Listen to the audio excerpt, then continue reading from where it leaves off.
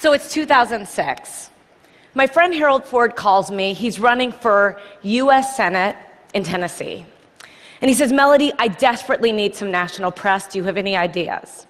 So I had an idea. I called a friend who was in New York at one of the most successful media companies in the world. And she said, why don't we host an editorial board lunch for Harold? You come with him.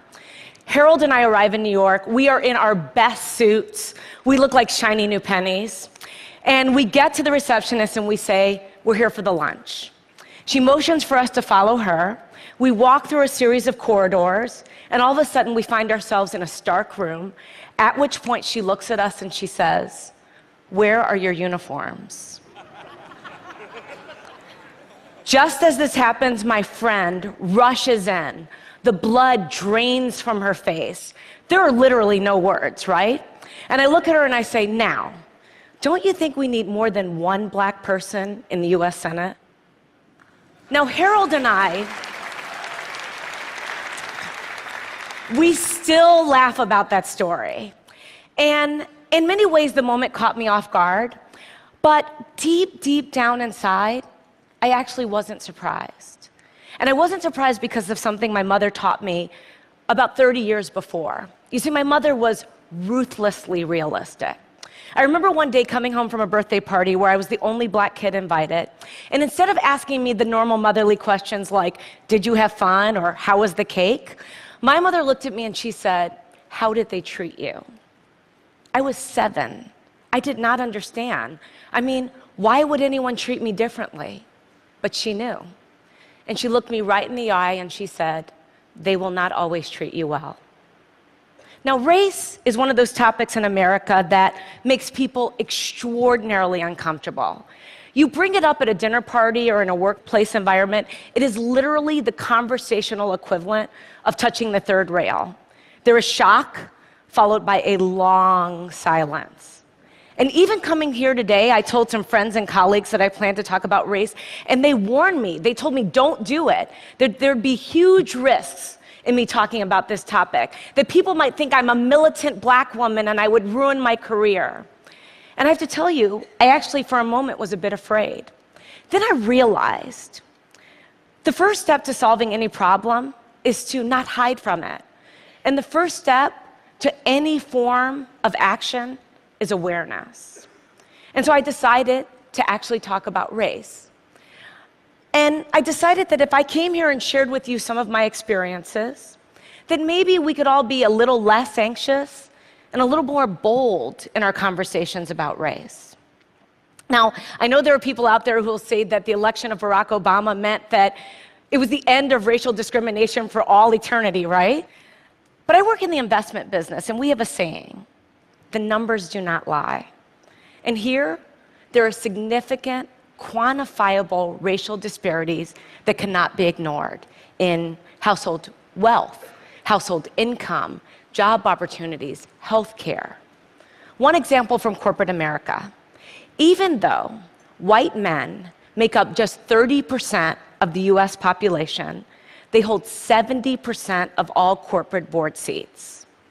Of this Fortune 250, there are only 7 CEOs that are minorities. And of the thousands of publicly traded companies today, thousands, only 2 are chaired by black women. And you're looking at one of them, the same one who not too long ago was nearly mistaken for kitchen help. So that is a fact. Now, I have this thought experience that I play with myself, experiment. When I say, imagine if I walked you into a room and it was of a major corporation like ExxonMobil, and every single person around the boardroom were black, you would think that were weird.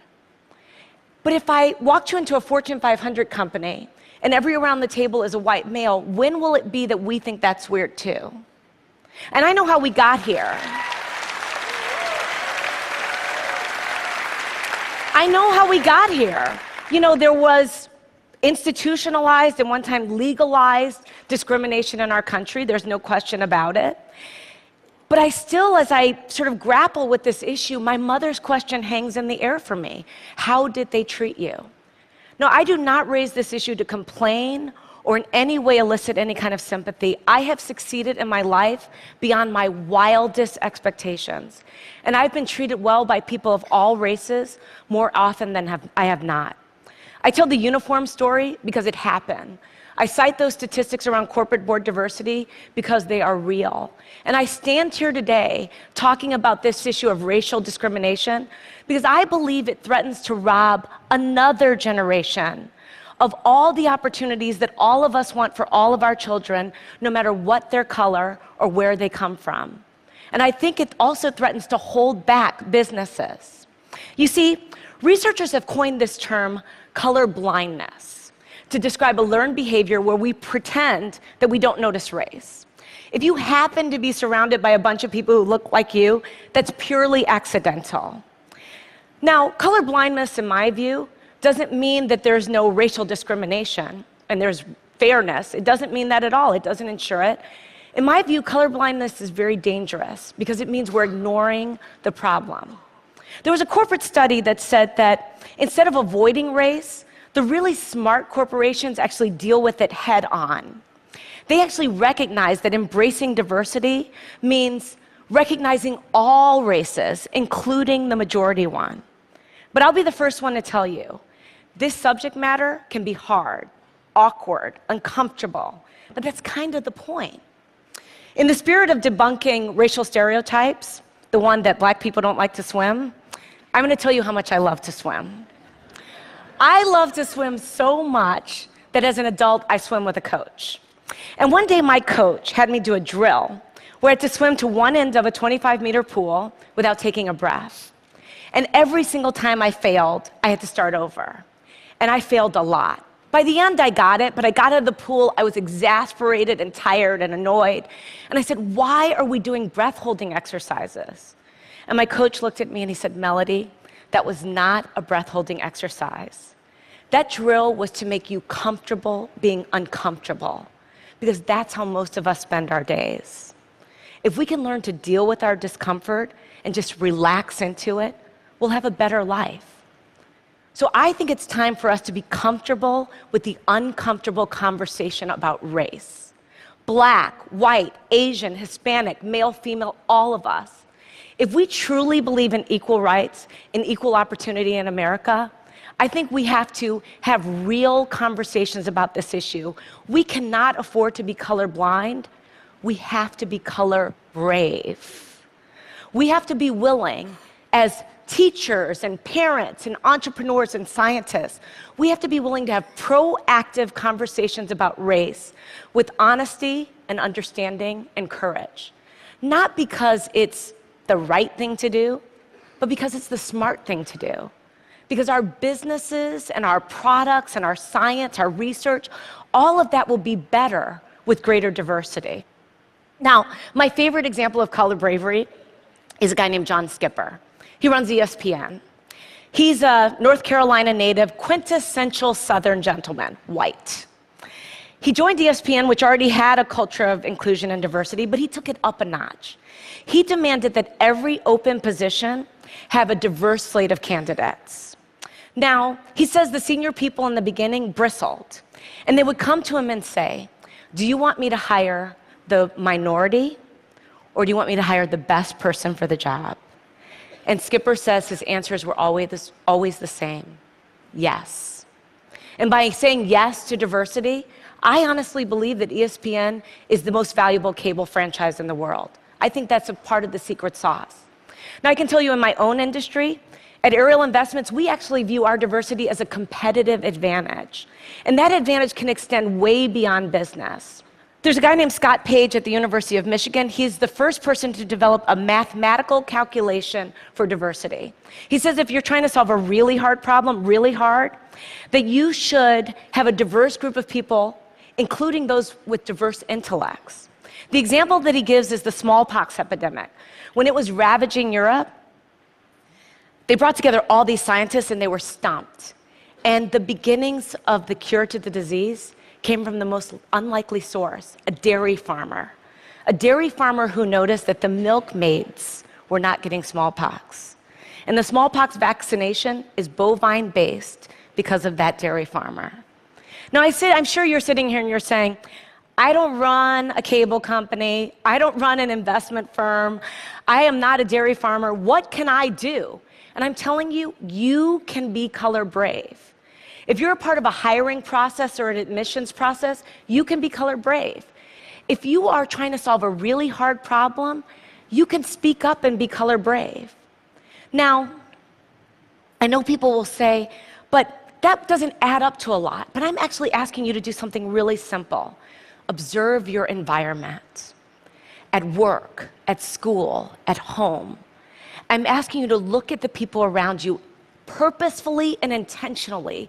Invite people into your life who don't look like you, don't think like you, don't act like you, don't come from where you come from. And you might find that they will challenge your assumptions and make you grow as a person. You might get powerful new insights from these individuals. Or, like my husband, who happens to be white, you might learn that black people, men, women, children, we use body lotion every single day. Now, I also think that this is very important so that the next generation really understands that this progress will help them because they're expecting us to be great role models. Now, I told you my mother, she was ruthlessly realistic. She was an unbelievable role model. She was the kind of person who got to be the way she was because she was a single mom with 6 kids in Chicago. She was in the real estate business where she worked extraordinarily hard, but oftentimes had a hard time making ends meet. And that meant sometimes we got our phone disconnected or our lights turned off or we got evicted.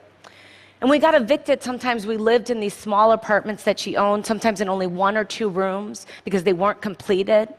And we would heat our bathwater on hot plates. But she never gave up hope, ever. And she never allowed us to give up hope either. This brutal pragmatism that she had, I was 4 and she told me, "Mommy is Santa." She was this brutal pragmatism. She taught me so many lessons, but the most important lesson was that every single day she told me, "Mellody, you can be anything, anything." And because of those words, I would wake up at the crack of dawn. And because of those words, I would love school more than anything. And because of those words, when I was on a bus going to school, I dreamed the biggest dreams. And it's because of those words that I stand here right now, full of passion, asking you to be brave for the kids who are dreaming those dreams today.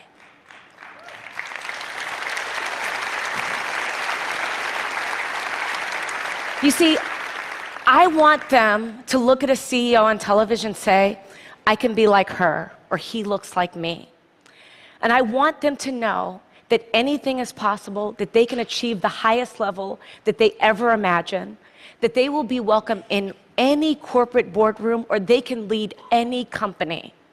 You see this idea of being the land of the free and the home of the brave? It's woven into the fabric of America.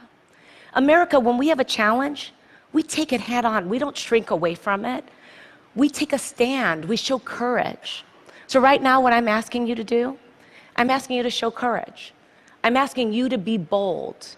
As business leaders, I'm asking you not to leave anything on the table. As citizens, I'm asking you not to leave any child behind. I'm asking you not to be colorblind, but to be color brave, so that every child knows that their future matters and their dreams are possible. Thank you.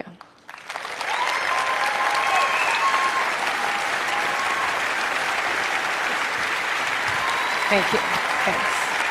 Thanks.